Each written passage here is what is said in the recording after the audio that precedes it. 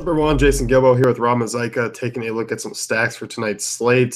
13 games, got some good pitching options going, but you and I jumped in here, and we were just immediately on two of the same stacks. I mean, Cubs, wind blowing out at Wrigley, Bronson Arroyo on the hill, 7-run total. I mean, we're ready to go. Yeah, Cubs, they're probably going to come in the highest owned stack of the night, but against Bronson Arroyo in Wrigley Field with this wind blowing out about 20 miles an hour, with the gusts getting up even over 25, I'm sure. 7-run total for them, 183 favorites, pretty much anyone in this order you could use. Yeah, and the fact that Arroyo, fly ball pitcher, low ground ball rate, I mean, allowing a hard contact rate over 35% to both sides of the plate. I mean, Chris Bryant, Ben Zobrist, both questionable, but I mean, when I see like Schwarber, Happ, Contreras, I mean, Rizzo, kind of all in that top four. And I mean, I don't even mind digging deep into like 5 or 6 either in that lineup. No, not at all. And then we also have Bryant and Zobrist who are questionable. So we might get guys like Ian Happ and John Jay who wouldn't be bad guys to put into the stack as well. I'm with you on the 1 through 5, Schwarber, Bryant, Rizzo, Zobrist, Russell even, if as long as everyone's healthy. But even if we get John Jay and Ian Happ, I'm still interested in them. Yeah, net Rizzo price on DraftKings, I mean, 4,600, really nice.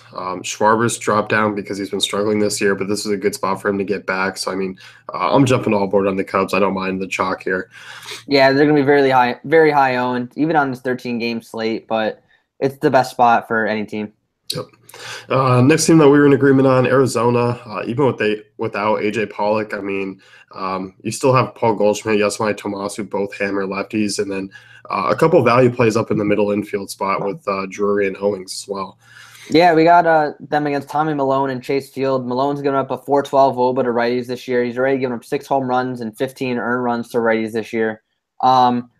Basically, you got these guys like Chris Owings and Yasmani Tomas who are just lefty specialists who crush lefties. And then we have Paul Goldschmidt who could really hit anyone. And then you could even throw in Jake Lamb against a lefty as well. Yeah, so I mean, I like this stack here. I mean, yeah, Owings 415 WOBA off lefties this year, 205 ISO. Drury 198 career ISO against Southpaw. So I mean, I don't mind it. It's cheaper than usual just because Pollock's out, and they still get that 5-run total there in Chase. And it's nice on DraftKings. Chris Owings is also outfield eligible too. So if you want, you can use both him and Ahmed in a stack. Yeah, it's true. I mean, I'm curious to see what they do with those secondary guys because you should get a nice value who's probably hitting 5th or 6th there. Yeah, you can pretty much use anyone in this entire lineup and stack it any way you want. I might leave out Gregor Blanco, but even then, just as a throw-in, you could put him in. This is where we finally differ. You are looking at Washington tonight, which makes sense given that Cool is just awful against lefties. Oh, yeah, he's terrible against lefties. A 497 WOBA against lefties so far. It's a fairly small sample, but over his career in 43 innings against lefties, he got a 406 WOBA against them. And these Nationals, they have some of the best lefties in the league, and Bryce Harper and Daniel Murphy. Bryce Harper, he's 5,600 on DraftKings, extremely expensive, 5,100 on FanDuel as well, but if you're stacking them, you just throw them in there. You can go 1 through 5 with the stack. Turner, Worth, Harper, Zimmerman, and Murphy. Yep, definitely liking that. And I'm kind of hoping the ownership is down in PNC. But as we start to get into the warmer months, I mean, I start to not consider park factors as much when you get into like those Midwest stadiums. No, not at all. The hotter it gets, the more the ball flies. PNC Park, it's still a really good pitcher's park, but when it's hot like this, it gets a little better for hitters. Yep. My third one here, looking at Detroit, Wade Miley, I mean, he's been wild this year, but has been somewhat efficient. Left on base percentage is 15% higher than his career norm. The walk rate's still an issue, 15%. I know he's striking out a ton of guys, and Detroit is one of those boomer bust offenses. But you look at Miley, I mean, he uses a slider a ton, and the Tigers are the 5th best slider hitting team in baseball right now.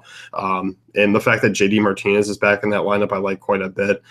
I mean, there's really a wide range of options you can go because James McCann hits lefties well. Nick Castellanos, I don't even mind. So 1 through 6 here, I'll be looking at the Tigers. And I think they should fly under the radar just because Miley has looked better than prior seasons.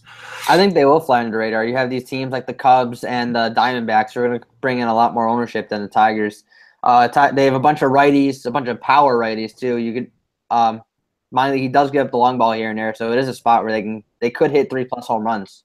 Yeah, and I mean, highest hard contact rate against lefties in baseball this year, but it definitely is risky just because 24% strikeout rate, and they only rank 17th in WOBA, so it is boomer bust, but a good GPP stack. Yeah, it's definitely a good GPP stack. So let's wrap things up here with us. You can head over to fantasycafe.com for all the great tools and content. Yeah, good luck, everyone.